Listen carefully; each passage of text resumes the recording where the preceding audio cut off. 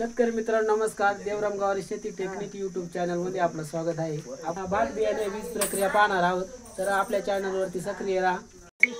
बऱ्याच वेळेस दाखवलेली आहे तुम्हाला साधी आणि सोपी टेक्निक. याच्यामध्ये ही बीज प्रक्रिया करताना आपल्याला काय करायचं आहे, त्यामध्ये लागणारे पाणी लागणार आहे, हे आपल्याला मीठ लागणार आहे, घरगुती मीठ लागणार आहे आपल्या घरातलं असलं तरी, आणि आपलं भाताचं बीज घरच्या पद्धतीने. याच्यामध्ये काय करायचं आहे, सगळ्यात पहिले आपल्याला पाणी टाकून घ्यायचं आहे. याच्यामध्ये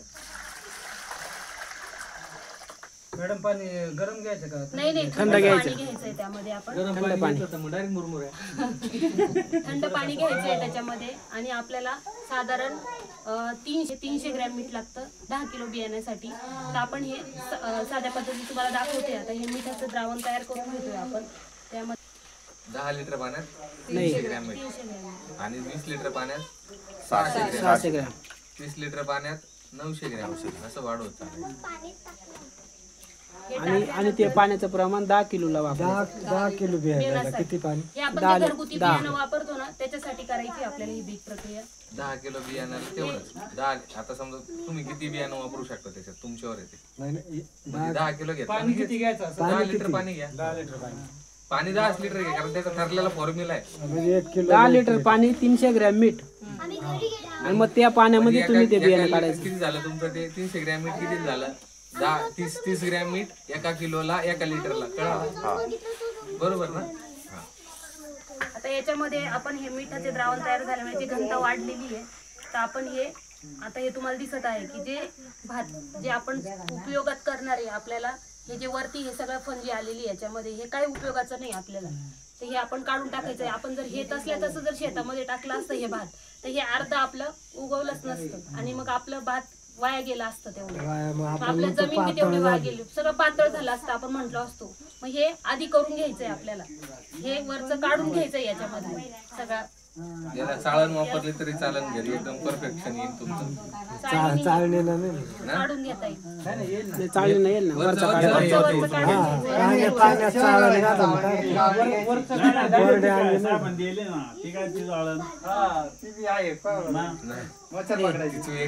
ती नाही जमणार. हे सगळं फंज आहेत आपल्या, हे काहीच उपयोगाचं नाही. आपण काय करू? पोचट बियाणं आहे सगळं, याच्यामध्ये काहीच नाहीये.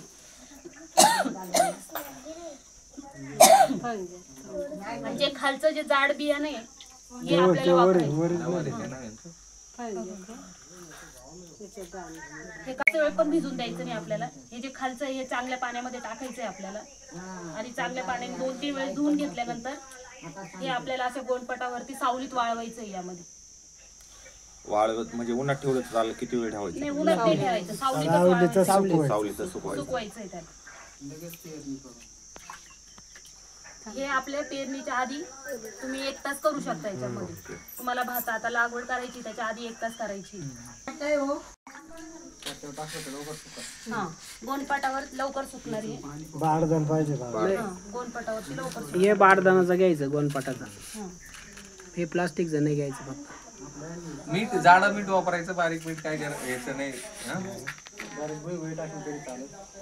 नाही जमिनीवर नाही असं नाही. पाणी सोकणार नाही. जमिनीवर आपल्या जमिनीतले बॅक्टेरिया लागतील परत काहीतरी. माती हे जीव याच्यात, प्रत्येक जीव आहे याच्यात. उगाच गंजत नाही माणसं याच्यात टाकल्यावर.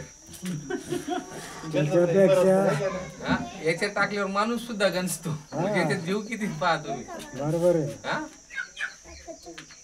हे असं सुकून घ्यायचंय. आता याच्यानंतर आपले जे तुम्हाला दिलेलं आहे, यामध्ये इथून मागे दिलेले आहे ॲझोटोबॅक्टर PSB जे आहे, त्याच्यामध्ये आपण हे काय आहे आपले ॲझोटोबॅक्टर जीवाणू आहे, PSB हे आपल्याला याला लावायचं आहे, बियाण्याला चोळायचं आहे. आपण हरभऱ्याच्या वेळेस दिलेले आहे, हे तुमच्या भाताला सगळ्या पिकाला चालू शकतो. हे 10 किलोला 250 ग्रॅम, आणि तुमचं जर 1 किलो असेल त्याला 2.5 ग्रॅम हे प्रमाण आहे त्याच्यामध्ये. हे बॉटलसाठी 100 ग्रॅम आहे मॅडम. हे 100 ग्रॅम तुमच्या 10 किलोला आहे. ऍक्च्युली 100 मिली 10 किलोला 10 किलो बियाणं 100 ml. आणि जर समजा पावडर असेल तर ती 250 ग्रॅम 10 किलोला. ते नंतर बियाणं लावायचं का? हा हे- नाही हे हे काय- सुकलं का हे सुकलं लावायचं. हे किती तास सुकवायचं सावलीत? 24 तासापर्यंत जातं ते. म्हणजे तुम्ही पेरणीच्या अगोदर 24 तास बीज प्रक्रिया करायची असते. याला थोडं सुकलं, तुम्हाला अंदाज आला किंवा पाणी नाही लागू राहिलं तर याला सी ट्रीटमेंट करायची. आता त्याला आजो आणि आपण काय देतो मॅडम, पीएसबी. आजो काय आलं, तो आजो कुठं असतो? आजोटोबॅक्टर हा जो बॅक्टेरिया आहे ऍक्च्युली जमिनीतूनच काढलेला असतो. कुठून? जिथं झाडाची मुळं असतात तिथं आजोटोबॅक्टर असतो.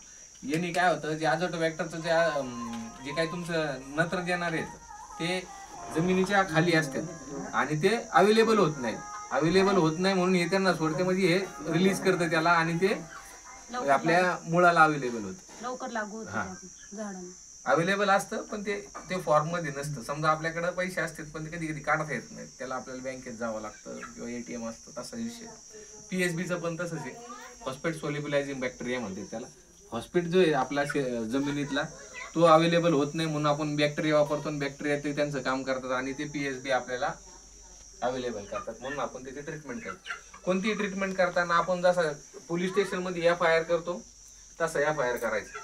आता FIR म्हणजे काय, तुम्ही पहिली फंजीसाईड ट्रीटमेंट करायची, नंतर इन्सेक्टिसाईडची ट्रीटमेंट करायची आणि नंतर तुमचा ही रायझोबियमची ट्रीटमेंट असते. रायझोबियमच्या जवळजवळ 7 स्पीसीज आहेत, ते वेगवेगळ्या क्रॉपला असतात.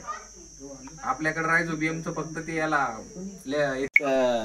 24 तास जेव्हा तुम्हाला हे करायचंय, पेरणी करायची त्याच्या अगोदर 24 तास हे करायचंय आणि अर्धा 1 तास अगोदर त्याला सी ट्रीटमेंट करायची आहे. जी रायझोबियमची ट्रीटमेंट ही सगळ्यात शेवट करायची असते अर्धा तास अगोदर. इन्सेक्टिसाइड झाल्यानंतर उलटा करायचं नाही, उलटा केल्यावर शून्य झालं तुमचं सगळं. फंजीसाईडच करायचं. फंजीसाईड मध्ये तुमचं तुम्ही कोणतं बी फंजीसाईड आणू शकता. म्हणजे आता मला ते फंजीसाईडचं नाव आठव ना, बरेच फंजीसाईड याच्यामध्ये मार्केटमध्ये. इन्सेक्टिसाइड ज्याला रिकमेंडेड असते 22 M45 पण आहे ना, M45 पण आहे. असे हे सगळे तुम्ही अगोदर त्याची करायची. नंतर जे पुढचे भविष्यात उद्भवणार रोग आहेत हे कमी होतात. 60-70% रोग कमी होतात. तुम्ही फवारणीत करीत नाही त्याच्यामुळे हे तरी 100% सगळ्यांनी करा.